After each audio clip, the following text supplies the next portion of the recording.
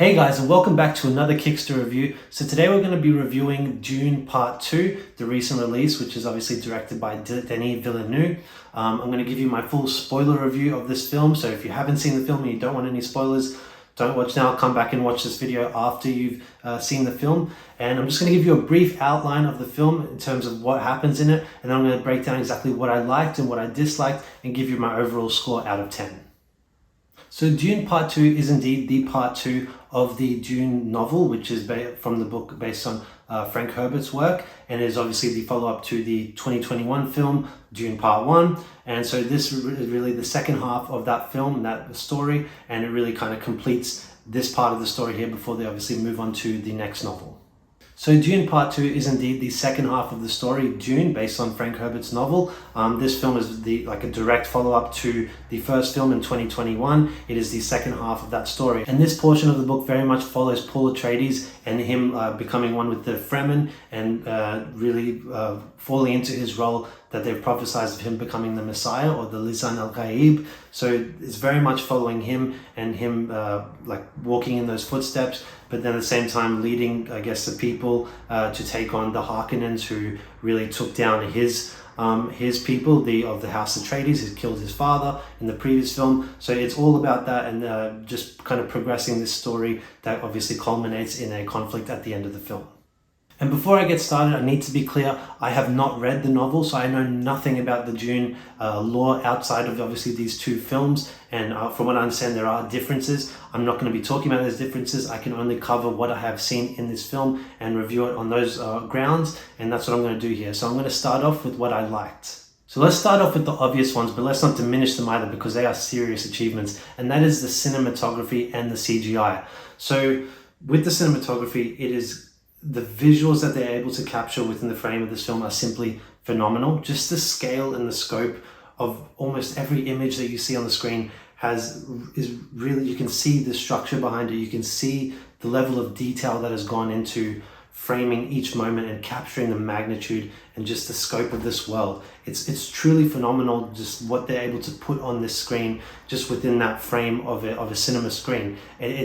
I'm almost lost for words at times trying to describe how they were able to pull this off from a visual standpoint. Now, talking about the CGI, obviously what fills in that content within the frame was equally phenomenal. I mean, the CGI in this film puts the CGI in almost every modern day blockbuster to complete shame. I mean, they're doing it with a budget, still a decent budget, $185 million, but not compared to the likes of the $250, $300 million blockbusters that we have seen that have terrible CGI. This one is simply phenomenal. It is flawless. I could not see a single frame in this film that seemed unrealistic or looked fake or whatever. Everything looked perfect, and yeah, it was just crystal clear and very easy to see as well. Not this kind of oversaturation of the screen. Everything was very clear and very easy to see, and that really helped to really take you into the film and keep you engaged and not break that sense of disbelief.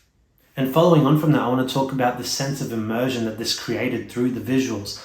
One of the things that's always so key to any sci-fi or fantasy kind of film is that you want to have that sense of immersion, that sense that you are there in the film. You're not watching a film, but you're actually in it. And the visual representation on the screen in this film really helped to create that sense of immersiveness. Like just to really bring you in to the film, make it feel like you're walking with the Fremen on the sand dunes, or that you're with the Harkonnens. In every scene, it felt like you were right there with them.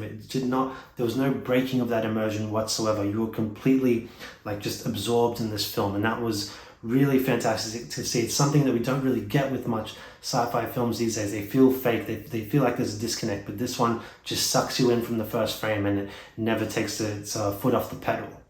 I've obviously spoken a lot here already just about the visuals, but let's talk about now the performances, because the acting in this film was equally superb. I mean, the whole cast, from Rebecca Ferguson, her role is fantastic. You look at even like the Baron, Stellan Skarsgård. You look at even Dave Bautista really brought it. You know, he's a great actor in this role here. You have Josh Brolin, as good as ever. All these surrounding supporting cast are really decent. Even Zendaya to me was quite decent as well. But to me, the two standouts were definitely Austin Butler as Feyd-Rautha and Timothy Chalamet as Paul Atreides. They were the standouts. They were, I guess, the main focus as the main protagonist and the main antagonist. They were equally phenomenal in completely different ways. But I want to talk specifically about Timothy Chalamet's performance because, you know, my perception of this actor has always been he's kind of this like wafy, thin, scrawny looking guy, kind of a feminine voice, feminine vibes coming out of him all the time. So I was really wondering is, you know, knowing a little bit about Dune in that where his character goes on this journey, is he going to have the acting chops to take it where it needs to go? And he went above and beyond. I mean, he brought a level of gravitas and like emotion to this role that I did not know he was capable of. And he went up a ton of levels in my book when it comes to his acting. So I'm really impressed by him. He definitely stole the show. And that's great to see as the main actor that he was able to really able to carry the film on his own almost, let alone the amazing cast he had around him. If there's a favorite portion of this film that I have, it's very much the lead up, that kind of section between the second and the third act. That lead up to the third act to me was fantastic. It's what I've been waiting for the whole film. And the film is a slow burn to this point. Like, it's not really trying to cut corners or anything like that. It is very much a slow burn. It's not action packed by any means. But when it gets to that brink towards the end of the second act, you feel that tension rising as you see Paul embracing the fundamentalists and really going, like, you know, changing his character, becoming a bit more dominating, a bit more kind of tyrannical, if you will. And that was fantastic to see. And like just the way he kind of embraces all those fundamentalists, gathers those armies, he gives those speeches, and you get those spine tingling moments, as goosebumps where you see the crowd chanting the Lisan al-Ghaib, all this stuff, everything leading up to that battle where they finally go to that battle in the third act is simply phenomenal to me from a visual standpoint, from an acting standpoint, from everything. Everything was great, and that was my favorite portion of the film. And so I guess to summarize what I really think of this film, at least from the standpoint of what I liked and loved, the first film is very much a setup film. There's not really much in the way of story there, or even that much in the way of performances. It's kind of just laying the groundwork for what is to come. And so that first film is very much reliant on the second part paying it off. And I think it definitely did that. Everything that happened in this film very much pays off the hard work that they went through to set up in that first film and what they left hanging in that first film in particular. So to me, this completes a really great story from two parts. And yeah, I really very much look forward to watching them both again.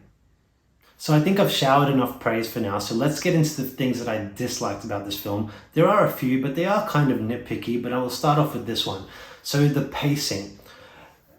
The pacing within each scene of this film was great. No problems with that whatsoever. When I'm talking about my issues with the pacing of this film, what I mean is that the first hour to hour and a half of this film is solely set around the Fremen, Paul and Chani and the Fremen.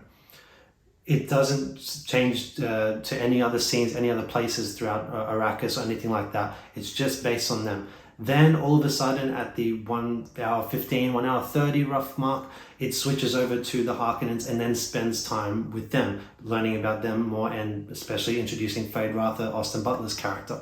Then it spends roughly 30 or so minutes with them. I felt like the film could have really benefited from juggling those two. Now, I'm not saying going back and forth between them all the time, but I'm saying could have spent 15 minutes with one, then do 10 so with the other, then 15 again, then 10 with the other. It could have really benefited by developing them both at the same time simultaneously before they converge in that final act. That's just a nitpick for me because, like I said, the individual scenes that they presented within each of those whole segments were phenomenal and I loved them, but I just think they could have maybe done a bit more with each of them by having them kind of side by side rather than one at a time. The next issue I have with this film is quite specific. It's to do with Paul's turn from essentially the good guy to not the bad guy yet, but sort of the hinting at tyrannical figure. It's when he drinks the water of life and he's laying there seemingly dead until Chani kisses him and then he comes back to life. And it's pretty much almost immediately after that he starts exhibiting his sort of tyrannical traits and things like that. Yes, they had hinted at these things slightly throughout the film, but you hadn't really seen them represented at all at any point. He was always very much resisting them and convincing and showing others that he is not going to be that. He is very much part of them, part of the Fremen. But then all of a sudden it just kind of skips to him all of a sudden in front of thousands of fundamentalists and kind of preaching to them like this like messiah type figure, and kind of sounding like a dictator or tyrannical whatever, and talking about how great he is. So it did happen a bit quick for me. I still love the performance of it, how Timothy Chalamet was able to pull it off, but I just wanted to see that from the point of where he drank the water of life to when he starts kind of preaching in that way. I would have liked to have seen just a little bit more time there to kind of show that progress in between. I've mentioned Fade Ruther a few times, played by Austin Butler, played superbly by him actually. I have an issue though with him in that he was set up and introduced so well. I mean, his introduction was awesome. You got to feel his creepiness, his threat, what he posed to the Fremen, and all of that. You got to see all of his evil essentially. I felt it then all of a sudden just kind of abandons him until you pretty much have him there at the end to fight Paul in a one-on-one hand-to-hand combat battle. So it felt like they built him up to this thing, and yes, you do get to see his level of his physical dominance against Paul, but apart from that, you don't see his threat to the whole Fremen people. I would have loved to see the Fremens, or the people he's against, threatened by him, fearing him. We wanted to see more of that because damn well his own people feared him. So I would have loved to see what he posed to the other side. Didn't get to see that enough. I felt like because he was just held hostage amongst that group by the Fremen, he was kind of not emasculated, but kind of weakened a bit by that being stuck in that position. I felt like, yeah, it diminished his character for me, and I was really loving him until that point. And then when it actually got to that end battle between him and Paul, didn't feel as threatening to me, even though I wasn't sure who was actually going to win because I didn't know the source material. I didn't feel as threatened by him as I should have because he was terrifying from the beginning. So, and I think that comes back to what I was mentioning earlier about the pacing. I felt they could have maybe achieved more by having that kind of side-by-side storytelling of both sides, of both parties. But because they just kind of introduce him and focus on him only for that long period halfway through the film, it feels like you're going to get more out of him, but then you ultimately don't. So yeah, that was kind of disappointing to me. I mentioned earlier how my favorite portion of the film was that kind of second to third act segment of the film. The reason I said that is because I really loved it, but at the same time, the third act is probably my least favorite part of the film, because that end battle, they built up to it so well, but then the end battle itself was actually over pretty quickly, and that was kind of disappointing because you could see the visuals there ready to go, and they showed hints of that action, but they just never stuck with it. Maybe that's an editing thing, maybe they had to leave it on the cutting room floor because the runtime was getting stretched out. I could see that happening. It's still sad if they had to get to that point to really build up to this awesome battle and then not show us barely any of it. That was disappointing, and I could make an argument that maybe they were going for the angle that this wasn't a war, this was a total annihilation, like the Fremen just owned them.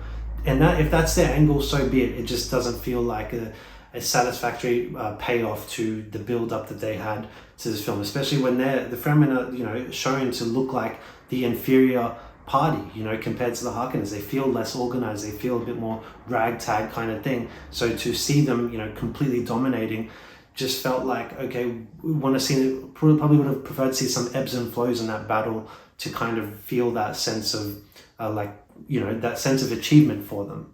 Despite these nitpicks, I actually really, really like this film. I'm on the border of loving it. I can't say quite though that I love it. I feel like it has this missing sort of X factor that it needs to take it to the next level. Maybe just a little bit of heart, a little bit of soul. Doesn't quite have that same type of heartbeat that you get from like a Lord of the Rings or a Star Wars type series. It does feel a bit more sterile compared to them. I'm not sure why that is, but for what it is and for what I saw, it is a great film. It's phenomenal. It's an achievement in cinema, if you ask me, from a visual standpoint. But there are issues to it, but it's an awesome film. It could possibly end up being the best film of the year.